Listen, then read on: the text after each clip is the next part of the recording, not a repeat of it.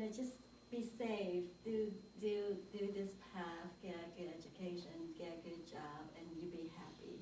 But there's no passion, no desire, like who do you really want to become? How we can help you to get there, Right. or show us what is out there. Sometimes I don't know what's out there. Like even now, CEOs, I don't know what they do. Yeah. What kind of decisions making them they doing?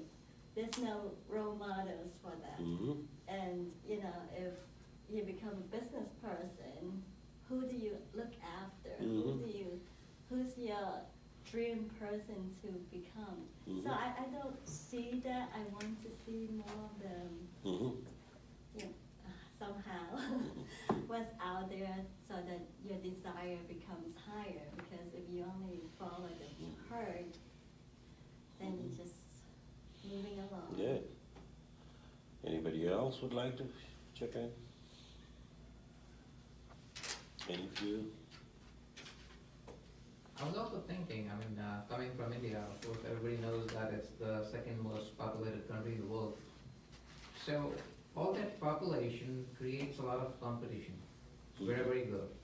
Be it school, right from the start when the kid is, going to the kindergarten or going all the way to the 12th grade, further in college.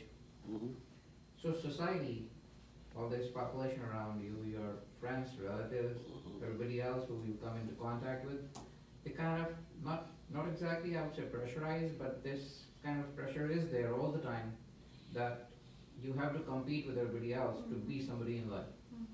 So for that competition to be there are only certain areas, because the examples in front of you are kind of limited, that okay, these are the few fields that if you go into one of these, then of course you'll be a successful person. Those few fields mean somebody can be a doctor, an engineer, at the most, or a CA, or not many fields are like that. Once, let's say I was there for about 25 years, and then I came to this country. Once I came here, the growth potential was so much. I was not restricted into any one kind of field, any one kind of business, that I just want to do this thing. So that way, the intentional growth options became so much more that I was able to choose something else that I was not going to choose in India.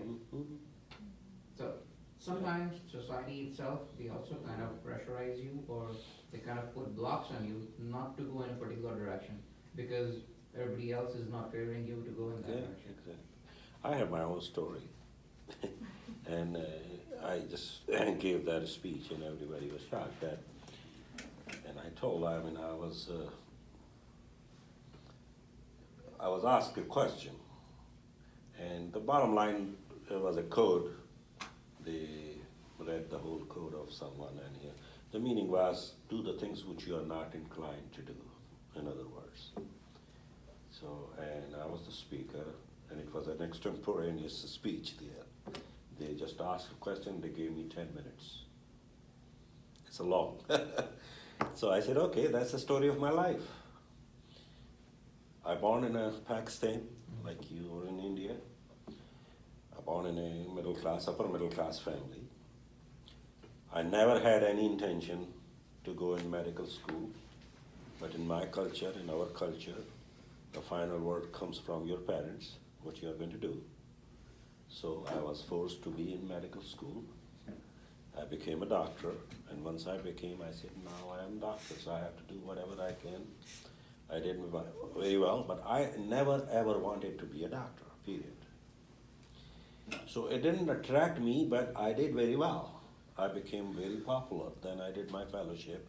I was a surgeon. I was performing every day 14, 15 hours, the procedures and outpatient and everything, and very popular there. But I was never satisfied. But my problem was, in that culture, in that country, you can't do anything, because everybody is going to point their fingers. Are you crazy? You're a surgeon and you're doing this. And finally, I left the country. And everybody said, oh, why you didn't go to medicine here? Correct? I'm an MD, and everybody's going to say, oh, why you didn't continue? Okay, because I left the country, I had only $400 in my pocket.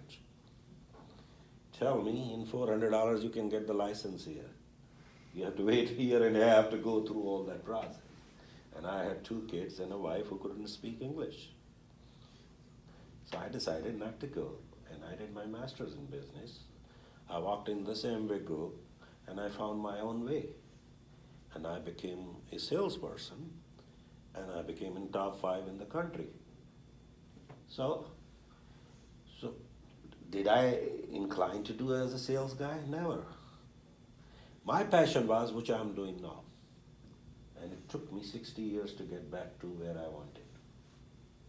That was my passion from the beginning, that I want to touch people's lives, I wanted to be a speaker, I wanted to go out, and I'm a party guy, I want to be a public person, kind of stupid things I had, which I'm doing now. So it took me 60 years. So you're right, I mean, sometimes my intentionality couldn't work at that point, but now it does. So we all have our stories. So the second law of growth, which is again, we discussed a little bit earlier by Mr. Sayer too, law of awareness. So you must know yourself to grow yourself. If you don't know, if you don't have a trust in yourself, how are you going to grow? So you have to see your own picture in your own mind. Oh, you know what? I only printed out 3 I have. Okay. Yeah, I'll give you. Let me see, copy or, I have like, it I'll on- give you the filled out I have here. I have it on my computer. No, but I'll give you filled, don't worry, I have this here. Once at the end, I'll give you these. Okay. So, you must know yourself to grow yourself. And first of all, you have to know who are you. Who are you? Do you have sense of direction? That who are you? What are your strengths? What are your weaknesses? What are your interests? And what are your opportunities? If you know these 4 things about yourself, you can grow very well. And always pick out of those 4 2 things, more than enough. Number 1, what are your choices are? Means, do you want to correct your attitude? Do you want to learn public speaking? Do you want to do whatever you want to do? That's your passion is. The second thing which you have to learn is what is your strength, which can make that happen. See, that's called a skill. What a skill God gave you already, which you have, but you never focused on. Like I had it forever, and that's why I became a better salesperson. I'm telling you, I was a good doctor, not a great doctor, but I was a great salesperson, not a good salesperson, because of that personal skill. So education didn't work there, environment didn't help me anything, but because of my personal insight, that skill gave me that edge. So we all have something in ourselves. We all are unique people. So take a little time and think about yourself. What's the most powerful strength you have in yourself? And automatically, it will tell you what to do. Same thing then you pick your one subject, like choice. What should I correct in myself? Sometimes people have attitude issues. Sometimes people have a motivation issue, inspiration issue, whatever it is.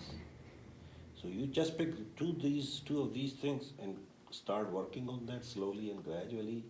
Down the road in 3 months, 6 months, you will see the difference in yourself. So pick those 2 things. I got this question, why did I join Toastmaster? And that was my best speech I ever did in Toastmaster, and I won that contest too. So that was my topic, how did I join Toastmaster? And I'm telling you, it was 2013, February. 2013, February. I was a typical car sales guy, very successful in that field, but very distracted human being. and I was addicted to play poker. Think about that. Every night I used to go in different bars. You know, they have a free poker tournaments. And I used to go there, and I was I was very popular that I'm a great poker player because I used to win $30 and $40 and $50 every night. Well, they used to pay because it's free. And by the time I used to get home was like midnight, and I was a miserable nonsense. Never talked to my wife because in midnight they were sleeping. So, and the next morning I have a hangover and I had to go to work kind of thing. So I was destroyed and distracted person. And I was thinking, and what the heck I'm doing? And then one day I was thinking that why I'm wasting my time. And it was 7 years in a row I was doing that. It's not 1 day, 2 day, or 1 month. 7 years I was doing that. And one day I hated myself that night when I was driving home. I said, why am I wasting myself? I see all these stupid idiots every night. They fight for $30 for 4 hours. Obviously, 4-hour tournament for what? $40? Do you think it's my worth? I was a top 5 people in the country in sales, so money was not my challenge. If you're 4 hours in a bar, you spent that. Yeah,